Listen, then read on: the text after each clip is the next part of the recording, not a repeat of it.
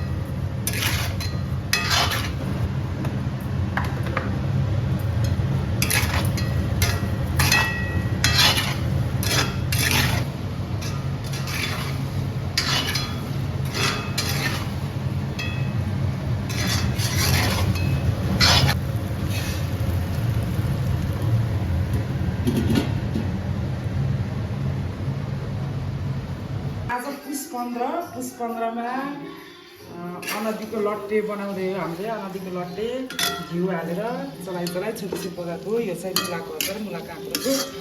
अब यो लट्टे र मुलाको अचार काँक्रो खालियो। अनि आज पुष 15 दिन हाम्रो घर पाहुना पनि आउनु भएको छ। बुहारी लट्टे खाना आउनु भएको हो पुष 15 मा। सब अधिकारी अब सबैजना मिलेर लट्टे खाने है।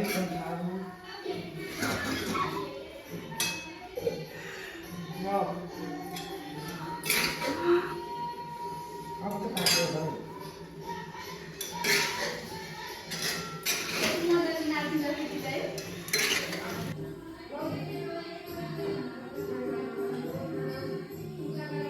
सबैजना साथीभाइहरूलाई म सर्वेन्टलाई कालो भाजी बनाइदिन्छु।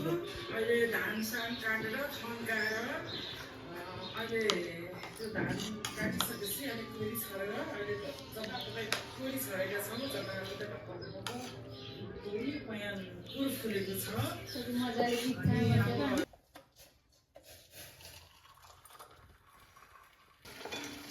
आज जाडोको दिन परेछ। अघि मै पारेर मैले चाहिँ यो घिउ तताउँदैछु। अब चाहिँ भातसित हालेर यो तातो घिउ सराप भातसित खाने हो।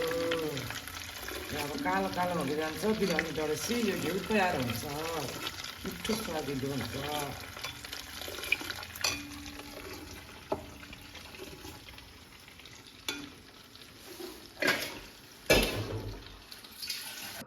हेलो हाई सबैजनालाई नमस्कार गर्नु। नमस्कार। आज मेरो घर पाहुना आउनु भएको हो। पाहुनाहरू हाम्रो घरको माइली जेठानी, घरकै माइली जेठानी आउनु भयो। आज बल्ल बल्ल बोलाएर कति फुर्सद निकालेर बल्ल आउनुभयो। उहाँ चाहिँ मेरो आमा जस्तो कति वर्ष उहाँ चिनजान भएको 30 वर्ष भयो। मलाई भेट्न आउनुभएको छोरीलाई। र अहिले हामीले यहाँ माछा पकाएर अनि अघि नै कुखुराको मासु पकाएर खायौँ। दिउँसो खाजा भुजा कफी पकाएर खायौँ। अहिले चाहिँ माछा, जाडो एकदम असाध्यै जाडो छ यहाँ।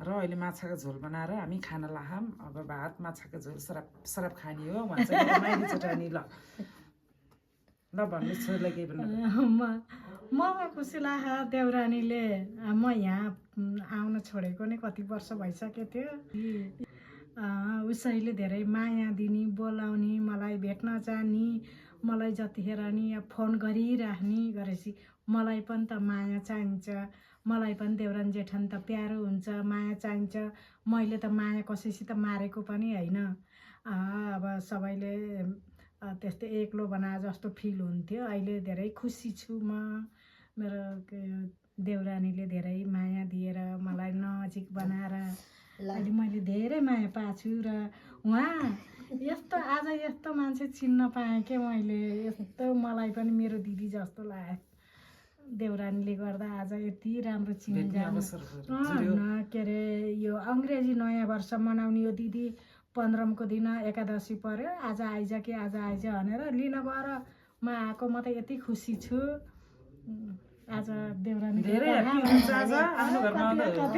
म पनि धेरै खुसी छु मेरो छोरी दिदीको छोरी हो अनि म त खुसी छु आज छोरी पाएर छोरीसँग बसेर यी अब जाडोमा रमाइलो गर्ने रमाइलो गरेछु माछा र भात खाने भनेर रमाइलो गरेर बस्न मन लागेर आइछु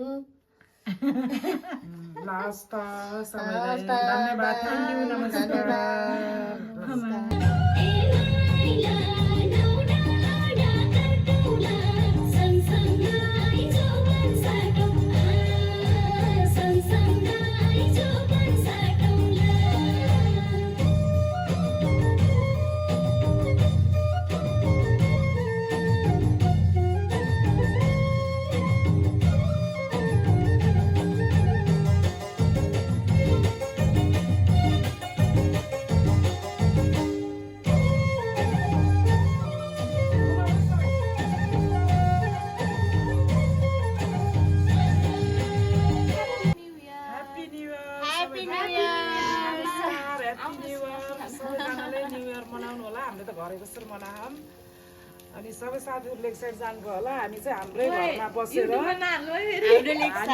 छोरी बुहारी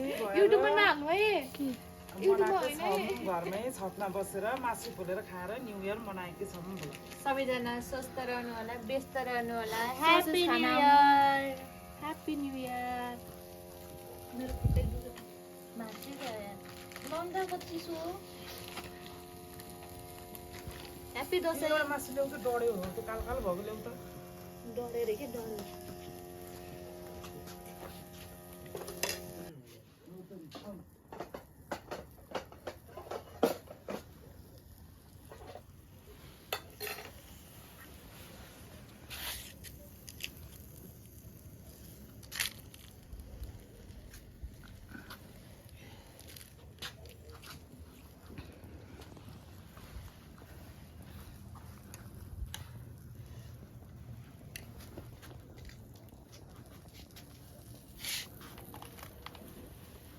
मकै ल्याइदिनु अर्को भुजाको डिब्बी ल्याम है जा भुजाको डिब्बीले त तल यहीँ के हाम्रो कोठा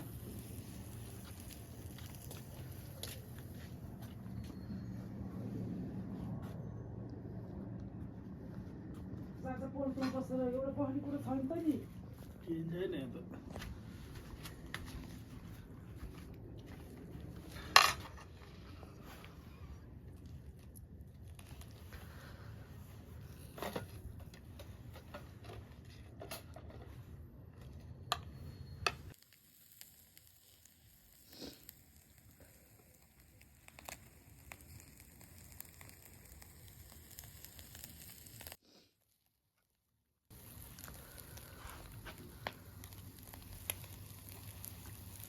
पुरा जानु पर्यो